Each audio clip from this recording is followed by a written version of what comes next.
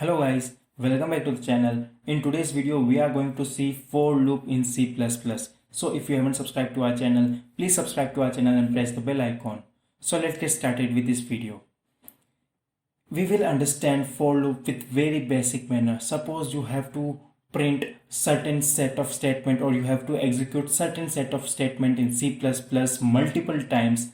In that time, loop come into the picture in C++. For example, if you want to print hello world for only one time, then you can use cout statement cout hello world and it will print the hello world over screen.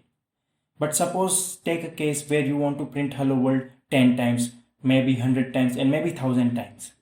At that time we cannot write cout statement 10 times, 100 times or 1000 times. At that time for loop will come into picture and it will reduce your workload.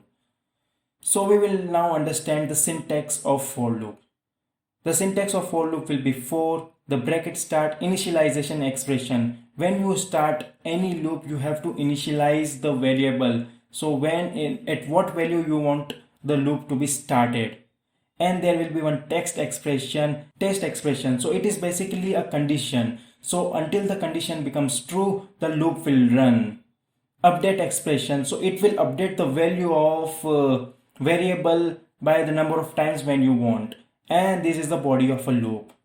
So we will understand the for loop with the help of one basic example. Here you can see the hello world statement. When I run this code, it will print hello world over a screen, but through this way we can print hello world 1 times, maybe 5 times, maybe 10 times. But suppose the case when you want to print hello world 100 times, 1000 times or maybe infinite times, at that time we can use for loop. So this will be our example. So if you want to print hello world 10 times, then we will initialize the variable I with I equals to 1, and the test expression will be, the condition will be I should be less than 10. When I will become 11, the loop will exit, and I plus plus, so it will increment the variable I by 1 and will 10 times it will print hello world over screen. So when I run this code,